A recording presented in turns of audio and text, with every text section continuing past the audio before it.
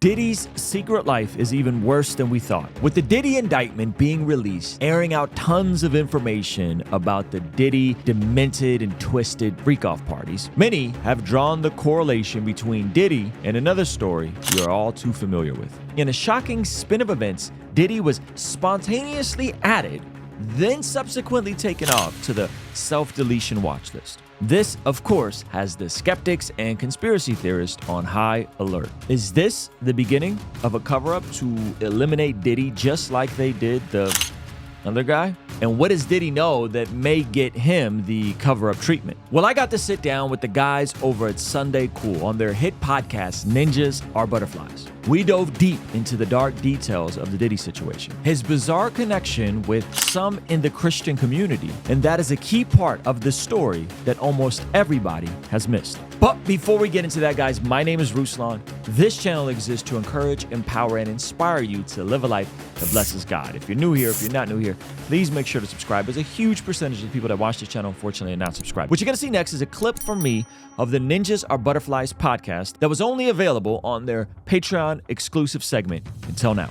Now, did you know that Diddy's secret can be traced back all the way to the 90s, involving the deletion of someone? Check this out. Okay, so my entrance into conspiracies was when Tupac got killed. Mm-hmm. And in hindsight, I don't think it was a conspiracy in the sense that it was the CIA or the FBI trying to take him out. I think it was Diddy. I think it was Diddy who did it, honestly. But so I was on the internet early. I'm talking 96, 97, walking to the library on message boards, trying to figure out the 7-day Illuminati theory. Dude, if you would have solved it as like 7-year-old. Bro, I called in to to America's Most Wanted when Tupac died and told them to look into Diddy.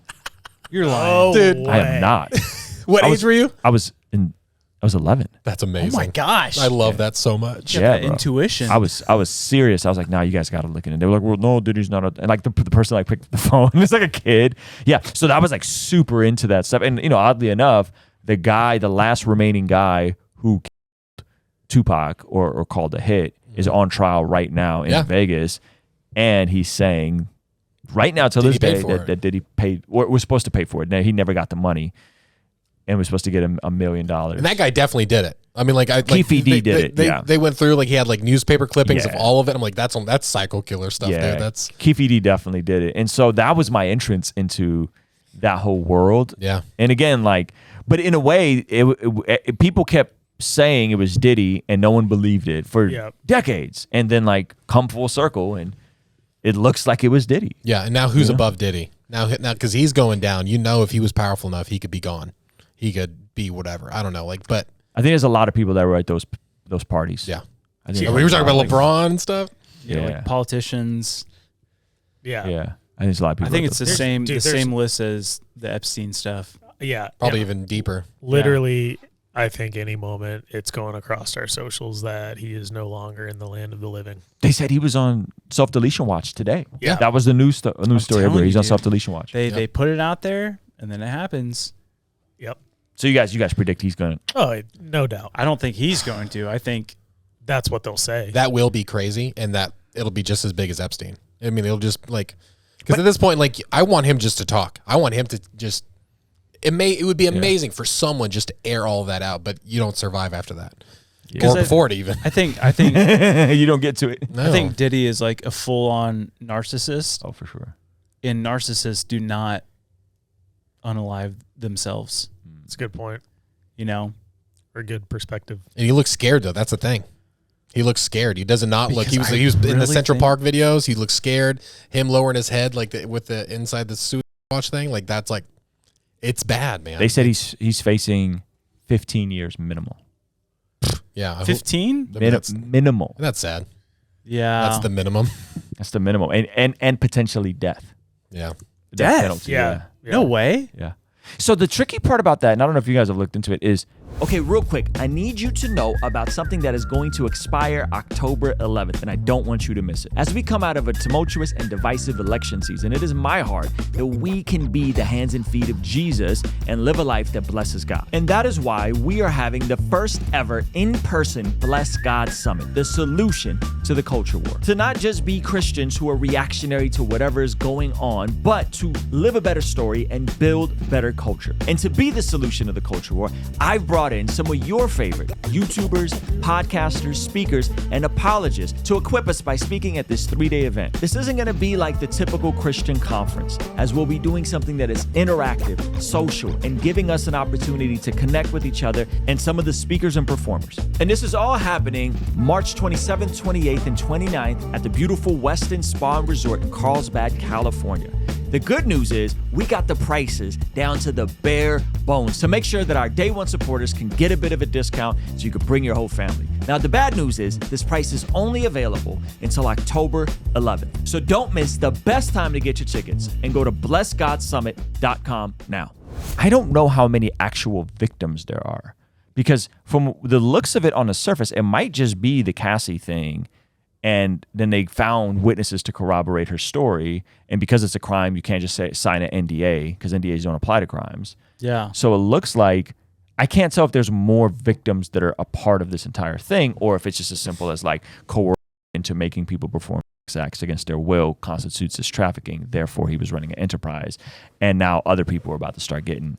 Yeah, there has to be so much more. Well, victims, could you say I mean, that if there were people of a higher level involved in these parties, that if you were in fact a victim, you know what could happen to you if you went out and spoke, so you probably would not speak out because you're probably on the list. Yeah, I'm curious if he actually really documented everything the way they said he did on these video cameras.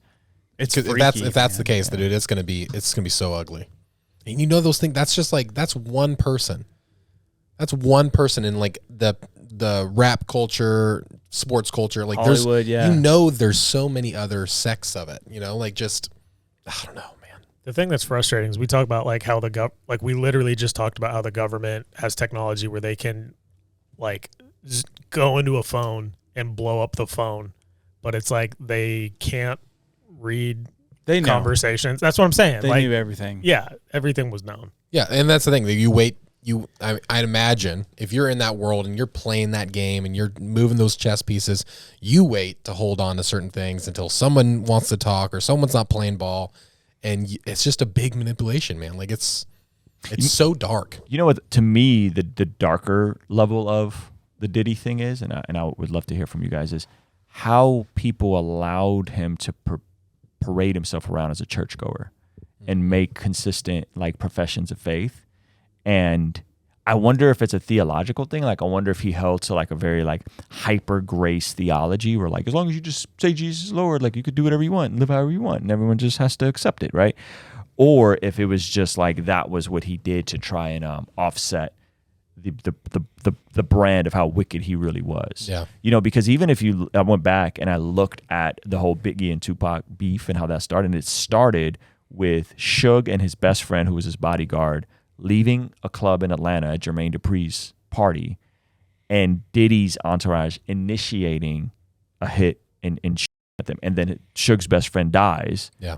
And then everything spins out of control, and now Suge and Tupac want retaliation for the 1995. So it's like this whole thing started because seemingly Diddy was trying to be this tough guy. Yeah. And then all of a sudden Biggie dies and he's this like Christian altar boy, and he's like singing with choirs behind him and remixing Sting songs. I think it's a I want to become God kind of thing, or you are your own God kind of thing. Like you run your own cultish. Yeah. Like it's like you could be whoever you want, and it's either you're with us or you're against us type of thing.